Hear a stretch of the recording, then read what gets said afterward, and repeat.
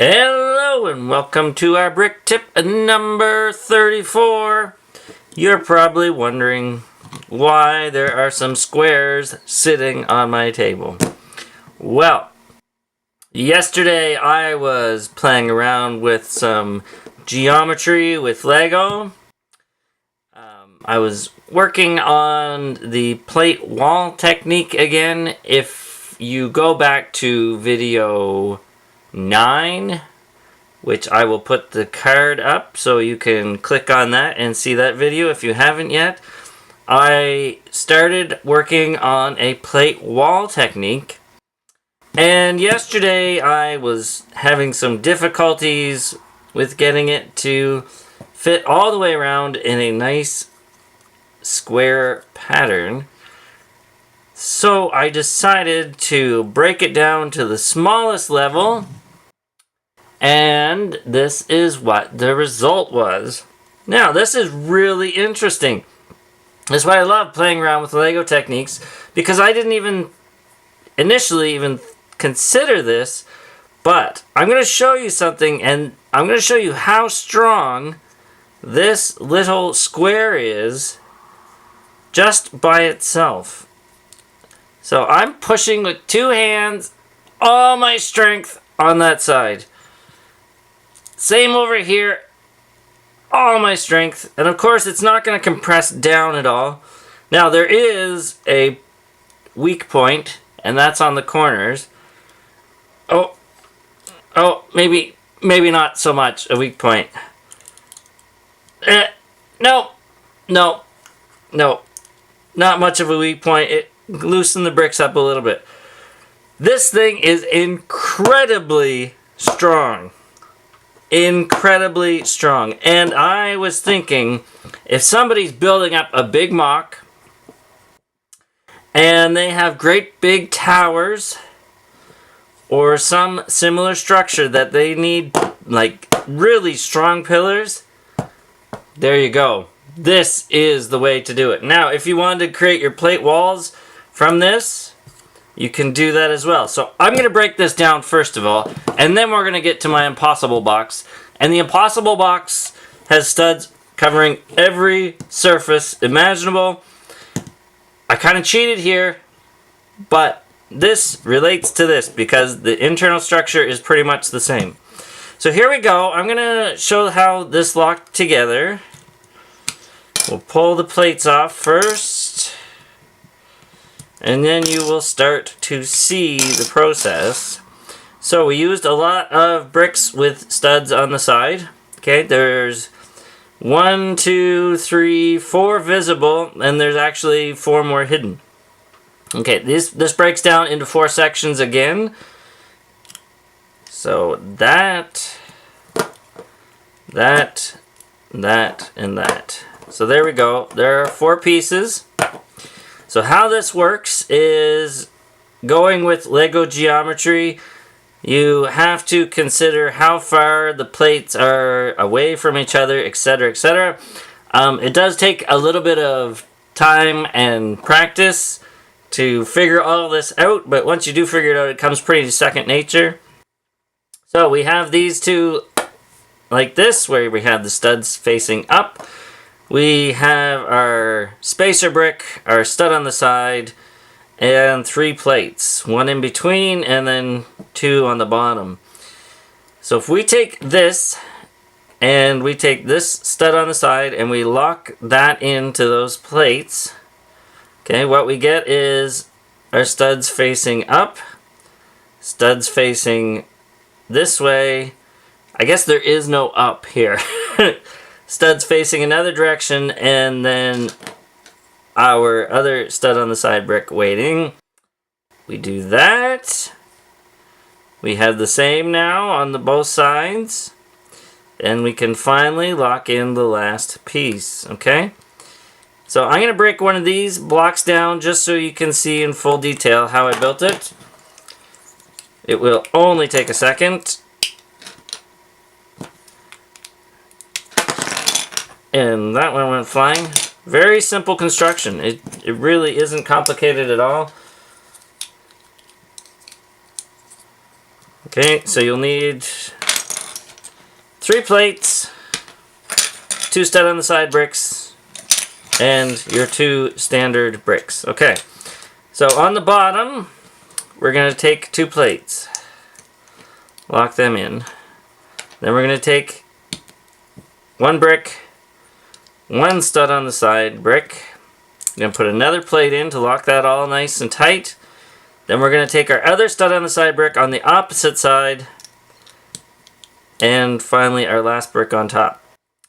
When you start playing around with doing different geometries, you'll understand why that works. I'm not going to get too much into detail because I want to do a video all on geometry at one point. So then, finally, we can just lock in our plates. Now, when I mentioned that pillar, this is the interesting part, and this is where I started really thinking about the applications of this particular little structure, is if you stagger these, yeah, like so, okay? And you put that in place like that, you can start locking more and more sections further and further out. And then when you put your plates on again, you're going to get an incredibly strong column, especially if you're using bigger plates. So even that, I mean, there's great big gaps in that, and that's giving on that corner a little bit, but once you put in more filler, that's not going to give it all. So there's our first little structure that I played with, I started working with, and this led me to the next level, which is this.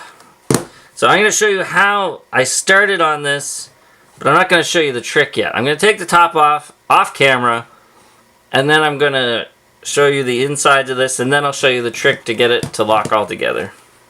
Alright, so this is our box with no top or bottom.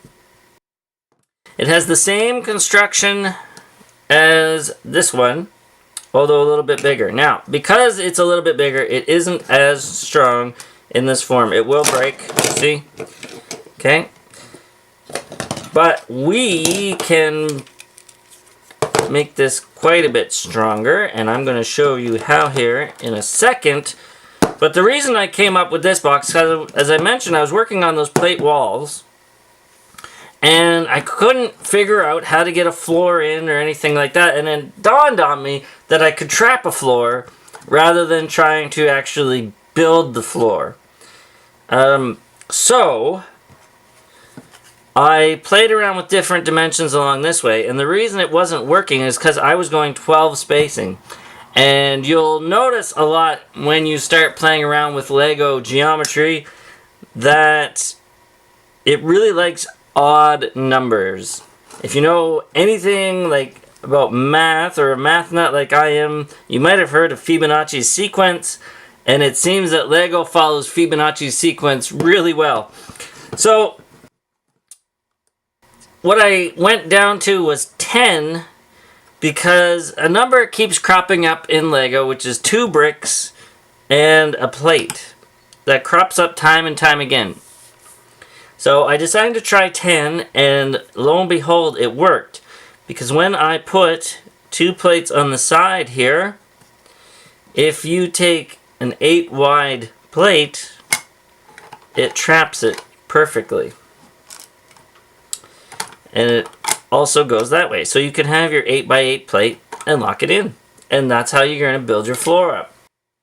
Okay, so that worked great. That was fantastic. I was tickled with this, and then I thought, well, what about a roof? I mean, you can put your floor in, but how are you going to build up the roof? This is where the Impossible box came in. So I took a plate like this. It sort of looks like the top to a parcel or a gift pack or something, and I layered 2 8x8 plate thicknesses. Then I went with a 10x10 on top. And when you put this on here, oh, it's tight already. Lo and behold, we have a roof. So now we have our plate walls with floors, because you can build this up higher and put as many floors as you want. with a perfectly fitting roof.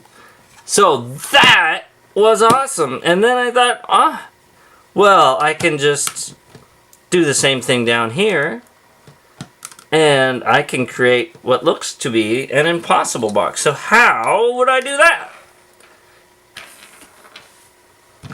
Of course, I'm going to cheat. So I took some round bricks with the axle hole. I took another plate. I threw some axles in. Set that down. Put the receiver on the other side. Same construction. Our round plate with our round brick. And give it a press. And there we go. We have the impossible box. I think this could be super handy for anybody doing any sort of plate construction that they want to build. And I'm considering, and the reason I started doing this was because I wanted to do that rock formation on something like this. So that will be my next video, is how to take this kind of construction and use it to make mountains or rock formations or caves, etc. So thanks for watching. I hope you found this interesting. I hope you found it useful. I had really lots of fun playing with this idea. Please like, subscribe, share, and thank you to those who already have. Don't forget about our Playwell Bricks 1000 contest, where you can win a $100 Canadian Lego gift card and a VIP set. We also have a Patreon account if you wish to support us that way. Thanks so much. Have a fantastic day. Keep dreaming in bricks. Bye-bye.